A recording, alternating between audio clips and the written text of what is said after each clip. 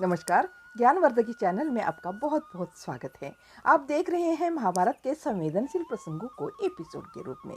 पिछले वीडियो में आपने देखा होगा कि युद्ध की तैयारी दोनों ओर से भी चल रही है और आचार्य द्रोणाचार्य ख्यालों में डूबे हुए हैं। उनको किसी बात की चिंता ने बेचैन कर रखा हुआ है और रात के अंधेरे में एक दिन अचानक कोई आता हुआ दिखाई देता है और वो होता है एकलव्य। एकलव्य को देखकर उनके मन में कई विचार उमड़ कर आ जाते हैं और उनको पहचान नहीं पाते, और एकलव्य पहचान लेता है और एकलव्य अपनी पहचान बताता है और आगे वो एकलव्य में और उनमें संवाद चल रहा है। एकलव्य कहता है, गुरुजी, अर्जुन को अपने अपना अत्यंत प्रिय शिष्य माना था ना, फिर वे युद्ध में आपके विरुद्ध खड़ा हुआ है। एकलव्य के स्वर में उपवास की छाया नजर आई और द्रोणाचार्य को कसमसाहट हुई। सारी बातें वास्तविक थी। कहने का न मन हुआ तो उत्तर भी सूझा नहीं और आचार्य चुपचाप बैठे रहे। आगे एकलव्य कहता है कि एक दिन सारे राजकुमार नौका से नदी पार करके वन में शिकार खेलने पहुंचे। मेरी गंध पहचान कर अथवा किसी और कारण उसका कुत्ता जोर जोर से भौंकने लगा। वह किसका था मुझे क्या पता।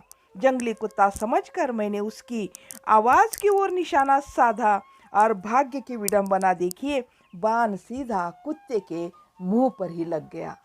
एकलव्य आगे बता रहा है कि राजकुमारों को इतना आश्चर्य हुआ, इतना अचूक लक्ष्य भेदी कौन होगा। सोचते ही सोचते वे खोजते खोजते जंगल में मेरे तक आ गए। एकलव्य, तुम यहाँ क्या कर रहे हो? मैंने कहा, मैं अभ्यास कर रहा हूँ। गुरुवर्य, आपको याद है आपने फिर पूछा था तुम्हारे गुरु कौन है? तब मैंने आपको बताया था, झोपड़ी के भीतर इशारा करके आप ही की एक मिट्टी की मूर्ति बनाकर रखी हुई है मैंने। आप जब नहीं आते थे उस दिन नमस्कार करने के लिए, तब यह सब देखकर आपके साथ आए राजकुमारों को लगा कि हमसे भी अच्छी शिक्षा गुरुजी इस जंगली लड़के को दे रहे हैं। यह बात करते हुए वे वहां से चले गए।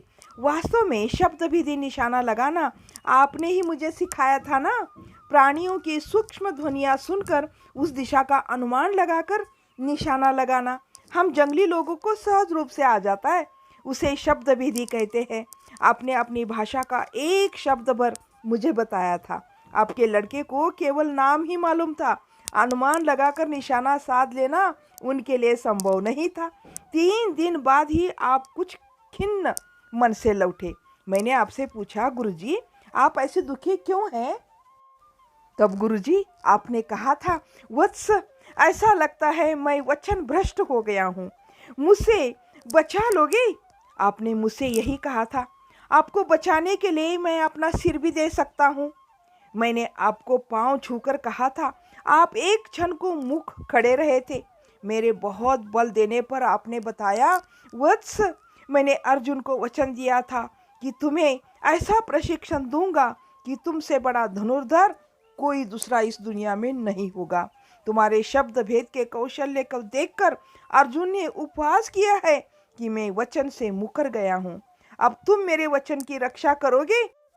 गुरुजी, तब मेरा मन हुआ था कि आपने मुझे अर्जुन के जैसा प्रशिक्षण तो नहीं दिया था। आपके सामने यह कहने का मेरा मन ही नहीं हुआ। मन महसूस कर मैं रह गया, चाहे झूठ हो या सत्य। आपके दिल को दुखाना मेरे बूते की बाहर की बात थी। बाद में अपने मेरे दाएं हाथ का अंगूठा मांगा। अपने ऐसी प्रशिक्षण देकर दक्षिणा मांगी कि उसके द्वारा अपने मेरी समस्त धनुर्विद्या की मांग कर ली। मैंने अंगूठा काट कर दे दिया।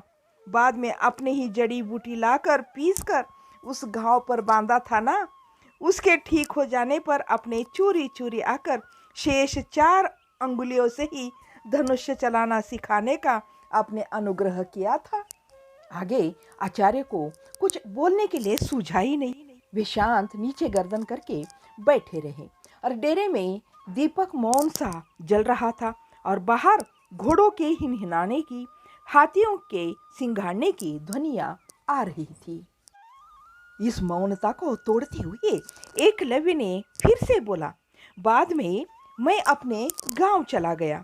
तब मेरे पिता ने शपथ ली कि इन आर्यों के झमेले में पड़ने की हमें आवश्यकता ही नहीं है। हमें इनकी गुरु भक्ति का विचित्र निष्ठा नहीं चाहिए। आगे से हम कभी इनके रीति रिवाज नहीं मानेंगे। परंतु अपने पट्टाभिषेक के बाद से ही मैं बराबर यह पता लगाता रहा कि हस्तिनापुर में क्या क्या होता रहा है। अब पता चला कि दुर्योधन और पांडवों में युद्ध छिड़ने वाला है। मुझे देखकर द्वेष करने वाले अर्जुन का विरोधी बनकर यदि संभव हो तो अपनी सेना से उसे घेर कर उसका वध करने की इच्छा से मैं चला आया हूँ। यहाँ आने पर पता चला कि आप भी अर्जुन के विरोधी हैं। अब तो द्रोणाचार्य को बोलना ही पड़ा। वे बोले, वत्स, इस युद्ध में पता नहीं कहाँ कहाँ के राजा किस किस कारण आकर एकत्रित हुए हैं और तुम भी आए हो और दुर्योधन के पक्ष में लड़ने का मन कर रहा है तो जरूर लड़ो। मैं भी लड़ रहा हूँ, पर अर्जुन से प्रतिशोध लेना इसका मेरा उद्देश्य नहीं है। तुम्हारा अंगूठा कटवाने का कारण अर्जुन नहीं है, ये दिमाग से पहले निकाल दो। तब एकलव्य ने तनिक ऊंचे स्वर में ही कहा, उससे श्रेष्ठ कोई धनुर्धारी है ही नहीं। यह द्वेष उसमें पहले से ही था।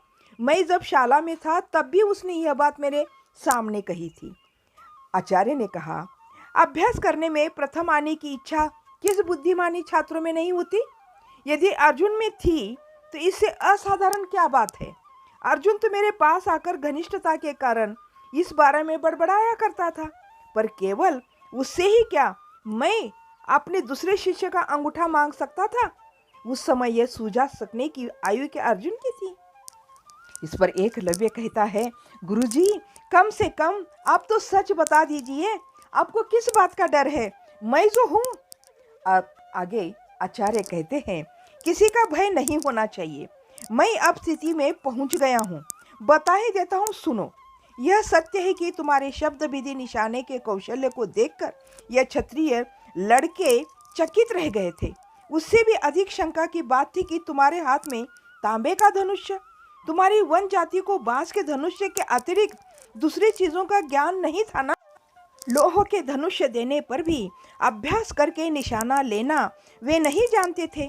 बांस के धनुष्य से भला तीर कितनी दूर तक मार सकता है? तुम लोगों के बाणों की नोकों पर विष तो लगा रहता है ना, पर उसमें लोह की नोक किसी धार नहीं रह सकती। भारहीन तीर में दूर जाने की कितनी क्षमता हो सकती है? तुमने कुत्ते पर जो तीर चलाया था ना, उसकी नोक लोहे की थी। वह मैंने तुम्हें दिया था। वह धनुष तांबे का था। यह बात लड़कों के द्वारा भीष्म तक पहुंची थी। तब उसी रात भीष्म ने मुझे बुलाया और कहा, इन दिनों देश की सीमा पर वन जातियों का उपद्रव बढ़ता जा रहा है। वे आर्यों के ग्रामों में घुसकर धन धान्य लूट रहे हैं, हमारी स्त्रियों का अपहरण कर रहे हैं, और ऐसे लोगों के प्रमुख के पुत्र को यदि आप बाण विद्या सिखाएंगे तो उससे राज्य के लिए अन्याय होगा। आगे उन्होंने मुझे यह भी आदेश दिया कि केवल इतना ही नहीं, अब तक सिखाई विद्या भी वापस लेनी होगी, यानी तुम्हारे हाथ के अंगूठे को कटवा देना होगा। और तब तक तुम्हारे और हस्तिनापुर के राजभवन में व्यापार और व्यवहार हो चुका था ना। तब तुम जंगली हाथी, घोड़े के दांत और खाल और जंगली जानवर दे जाते थे और यहाँ से गेहूं ले जाते थे। तुम लोगों को अब गेहूं खाने की आदत पड़ गई थी और उस समय राज्य के संचालन करते थे भीष्म। तो भीष्म ने यह आदेश मुझे दिया था कि अंगूठा कटवाने की बात किसी को नहीं लगनी चाहिए। तब मैंने उनका आदेश का पालन करने के लिए उनका नाम न लेते हुए अर्जुन का नाम लिया था। इस तरह आचार्य द्रोण ने अंगूठा कटवाने के रहस्य को बताया था। तो इस कहानी को करते यहीं पर समाप्त। इस कहानी का अगला भाग अगले वीडियो में जरूर देखिएगा। तब तक के लिए जय हिंद, जय भारत।